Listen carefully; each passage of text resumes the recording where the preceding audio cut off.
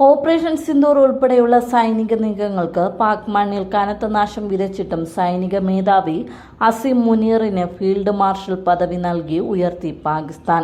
സായുധ സേനയിലെ കരിയറിൽ മികച്ച പ്രവർത്തന റെക്കോർഡ് നേടിയതിന് അപൂർവ സന്ദർഭങ്ങളിൽ മാത്രം നൽകുന്ന ബഹുമതിയാണ് ഫീൽഡ് മാർഷൽ.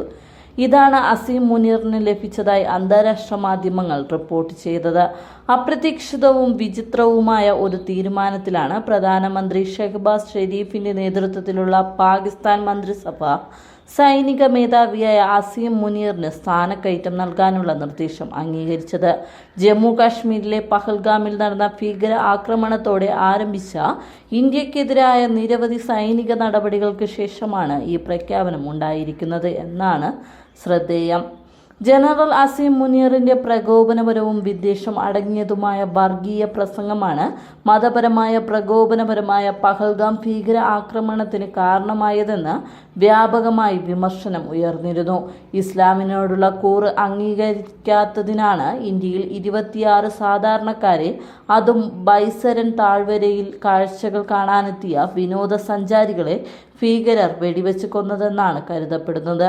പാകിസ്ഥാന്റെ ചരിത്രത്തിൽ ഈ അഭിമാനകരമായ സൈനിക പദവി നേടുന്ന രണ്ടാമത്തെ വ്യക്തി മാത്രമാണ് ജനറൽ അസീം മുനീർ. 2022 നവംബറിൽ പാകിസ്ഥാൻ ആർമിയുടെ തലവനായി ജനറൽ മുനീർ നിയമിതനായതിനു ശേഷം അദ്ദേഹത്തിന്റെ വർദ്ധിച്ചു വരുന്ന സ്വാധീനമാണ് പുതിയ നീക്കം അടയാളപ്പെടുത്തുന്നത്.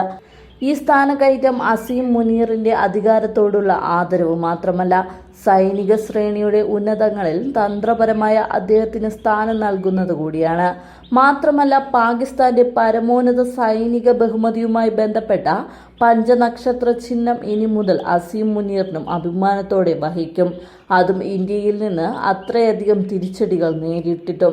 1947 പാകിസ്ഥാൻ രൂപീകൃതമായതിനു ശേഷം രാജ്യം ഒരിക്കൽ മാത്രമേ ഫീൽഡ് മാർഷൽ എന്ന പഞ്ചനക്ഷത്ര പദവി നൽകിയിട്ടുള്ളൂ.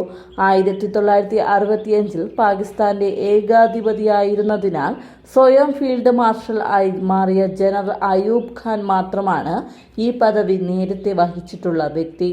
അതിനാലാണ് രണ്ടാമനായി അസീം മുനീറിന്റെ പേര് കൂടി എടുത്തു പറയുന്നത്. ഫീൽഡ് മാർഷലിന്റെ ഏറ്റവും ഉയർന്ന റാങ്ക് ഒരു ആചാരപരമായ റാങ്ക് മാത്രമാണ്, അല്ലാതെ പ്രത്യേക പദവിയല്ല. അതിനാൽ തന്നെ സ്ഥാനക്കയറ്റത്തിന് ശേഷവും അസീം മുനീർ കരസേനാ മേധാവിയായി തന്നെ തുടരും. എങ്കിലും ഇതുമായി ബന്ധപ്പെട്ട വേറെ ചില നിർണായക ചോദ്യങ്ങളും ഉയരുന്നുണ്ട്. ഈ തിടുക്കപ്പെട്ടുള്ള സ്ഥാനക്കയറ്റം അസീം മുനീറിന് വിരമിക്കൽ പ്രായം ഇല്ലെന്ന് അർത്ഥമാക്കുന്ന ഒന്നാണോ എന്നാണ് ഉയരുന്ന പ്രധാന ചോദ്യം. നേരത്തെ 3 വർഷം മുമ്പ് സൈനിക മേധാവിയായി സ്ഥാനമേറ്റെടുത്തതിന് പിന്നാലെ കൃത്യം 1 വർഷത്തിനു ശേഷം പാർലമെന്ററി നിയമ ഭേദഗതിയിലൂടെ അസീം മുനീറിന്റെ കാലാവധി 5 വർഷമായി ഉയർത്തിയിരുന്നു. പാകിസ്ഥാനിൽ സാധാരണ സൈനിക മേധാവിയുടെ കാലാവധി 3 വർഷമായിരുന്നു.